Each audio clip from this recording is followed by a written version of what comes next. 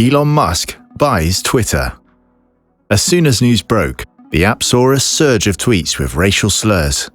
Should we call this free speech? Welcome to Elon Musk Tech. The purchase of one of the biggest social media by the richest man in the world raised questions. Although Elon considers himself a free speech absolutist, what exactly does this mean for the platform and our society in general? What is the price of free speech? Elon Musk has put together an astronomical $46.5 billion financing package to buy Twitter. 2/3 of it came from his own assets, and a third from bank loans secured against Twitter's assets. It's the most significant acquisition financing made by one person. Although Twitter's founder and top managers didn't want Musk to take over the company, it is hard to stop the passion now. They offered him a seat on the board, but Elon didn't want it. He'd have to be responsible to all other shareholders. The management tried to adopt a poison pill, but this is considered a failed approach. After all, it's a free market. If Musk plans to buy shares directly with a tender offer, shareholders can't refuse. Musk considers no one should object to what he wants to do with Twitter because he's a free speech absolutist.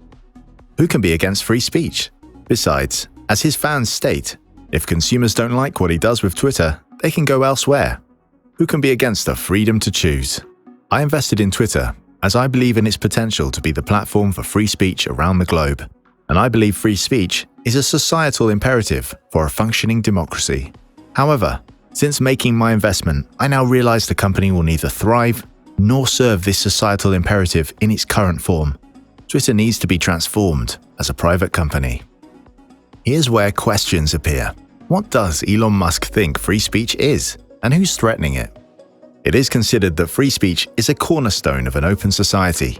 However, with governments worldwide eyeing crackdowns on internet platforms, there's a dilemma of what exactly should be allowed online. At first, let's consider what Musk has to say about it himself. By free speech, I mean that matches the law. I'm against censorship that goes far beyond the law. If people want free speech, they will ask the government to pass laws. Therefore, going beyond the law is contrary to the people's will. Musk's intentions may be suitable. Still, the reality is more complicated than he seems to think. There will always be trade-offs. For example, if there are no limits on saying the N-word or any other harassment and abusive speech. But people, particularly women and members of minority groups who became the targets of the newest wave of the so-called freedom, will leave the platform altogether. And probably, that won't be a win for free speech. Nobody wants a platform on which anything goes, especially brands and companies planning to offer their services on the platform. The biggest cash bringers, so to speak. Looks like Musk's logic falls into a standard trap. He's confusing First Amendment protections with a private company's rules to conduct business. First Amendment prohibits the United States government from shutting down speech via the courts, while private companies, social media platforms in our case, typically attempt to create at least some kind of standards for the content that appears under their brand. Social media typically derives that content from its users, who have to abide by the house policies. That's the equivalent of a restaurant's no shirt, no shoes, no service, if you may. You risk being banned or seeing your posts removed if you don't follow them. Of course, these rules are far more restrictive than simply what's protected by the Constitution. If Musk wants, he can publish nude photos and plentiful curse words on Twitter. There's nothing legally stopping him. But the platform owners long ago decided that that kind of content would alienate too many users. Facebook, Twitter, and other social media organizations have attempted to curtail pornography, misinformation, and personal attacks. Publishers try to reflect what's acceptable, mainly to those who use it. There is an underlying notion of meeting community standards. Musk portrays his mission as a noble one, working not for his ego, but for the people. He wants to make the social media platform less restricted by rules and give users the features they've long wanted. Yet, were there any restrictions on his speech? Unlike most people on Earth and Mars, billionaires like Elon are always the loudest voice in any room. Before buying Twitter, he commanded an enormous presence on the platform. As one of the most followed accounts, he enjoyed almost a mythical status as a genius Silicon Valley innovator. So it's hard to see how Twitter pushed any of his democratic principles. And honestly speaking, we can see why the question is so dramatic these days.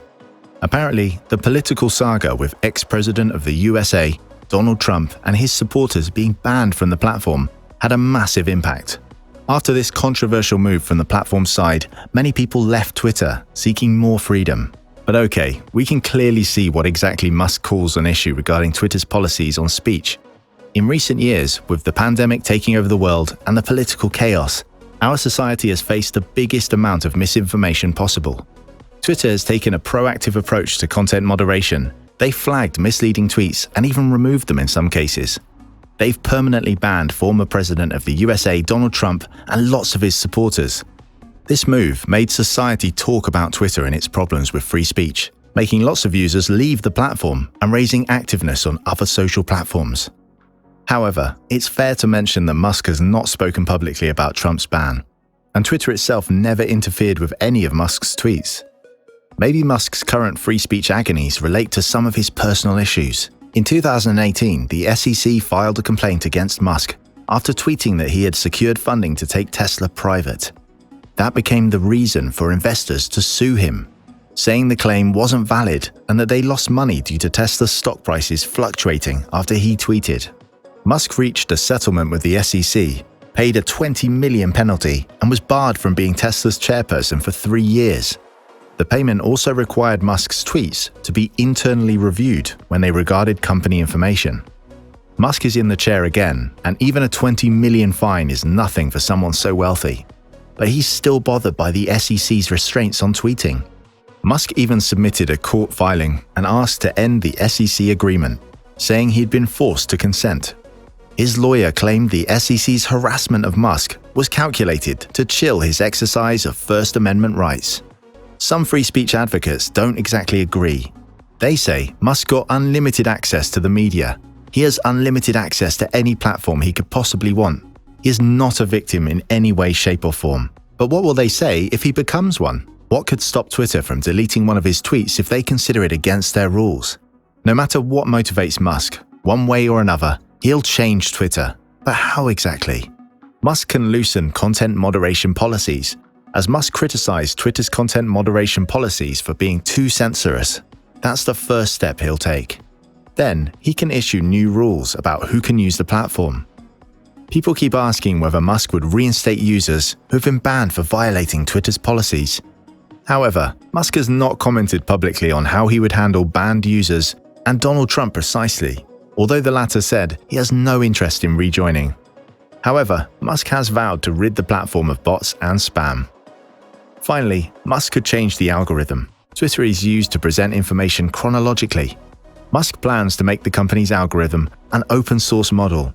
It would allow users to peek under the hood of their timelines, rather than having tweets sort of being mysteriously promoted and demoted with no insight into what's going on. Musk declared he doesn't care about the deal's economics and is pursuing it because it is vital to the future of civilization. Those who laughed at Trump supporters leaving Twitter think where they can go if they don't like Musk's policies, because there's simply no other platform like Twitter. Oh, the irony. But what do you think? Will Musk make Twitter a better place? Or will the move damage our democracy? Leave your opinion in the comment section. Don't forget to like, share, and subscribe so you don't miss an upload and you can enjoy the excellent content we send your way.